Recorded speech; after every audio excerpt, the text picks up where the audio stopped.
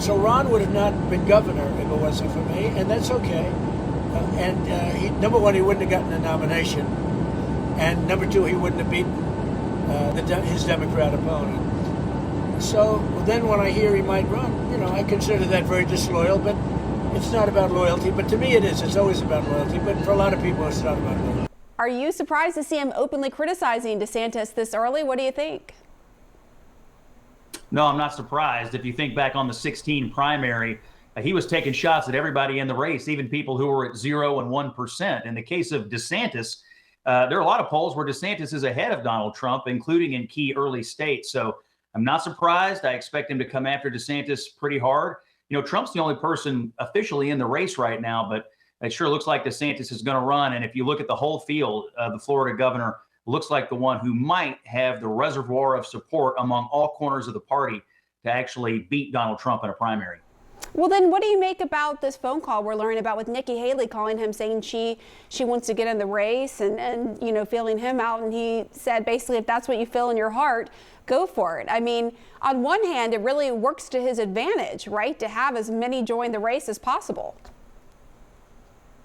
Yeah, a big field who actually stays in it through the voting helps Donald Trump. In 2016, he only got about 45% of the Republican vote, but he won the nomination because of the winner-take-all system. You would just have to get the most votes in these states to get all the delegates. And so if he could get a big field that stays in it for far too long, it would really advantage him, or frankly anyone who kind of carries a strong base, but it's not a majority of the party. My anticipation is the field will be smaller this time around, and people will drop out earlier than they did last time.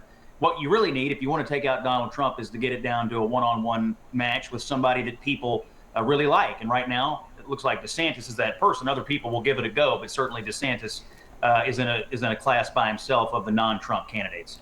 Yeah, and on that note, I mean, we've been seeing some interesting polling data out of those key early primary states. Ron DeSantis coming in well ahead of Trump among Republicans in New Hampshire, leading the former president by a full 12 points. There are similar numbers there in South Carolina. I mean, with numbers like that, Scott, is Trump losing his title as the party's 2024 frontrunner?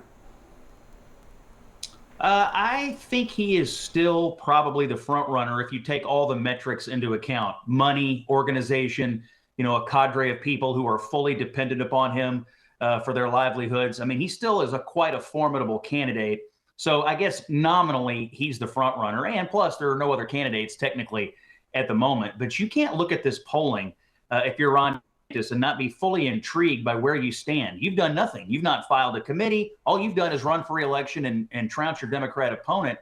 And yet you are right here in the driver's seat of the candidates who want to take on and maybe take out Donald Trump. So I expect him to run, and I think he's going to be quite popular. I've seen a lot of polling, Pamela, from around the country in different states, private polling. I got to tell you, Trump's still popular. DeSantis is just as popular, but he doesn't have nearly the amount of detractors inside the party that Trump does. Yeah, I mean, even just anecdotally in our home state of Kentucky, when I was talking to folks there recently, there was a theme of folks who used to support Trump saying, I'd like to see Ron DeSantis get in this race. I'd like to see him run. But, at the same time, you've got to look at the reality here, right? And what Trump did the last time and what he's capable of doing again. Matthew Continetti has an interesting piece in the Free Beacon where he warns that the U.S. political class is behaving alarmingly similar to how they did in the run-up to 2016, writing, once again, Trump's opponents think he will just disappear. No Republican wants to attack him directly, but the only way to thwart him, Trump, is to make voters choose someone else. I mean, at what point do his challengers start challenging him? Even Ron DeSantis has been, hasn't really been doing the kind of direct engagement you might expect. I would say pretty soon you're going to see people start to take further steps. I mean, for the people who are not Trump or DeSantis, one of the problems they have is figuring out, is there any oxygen for me?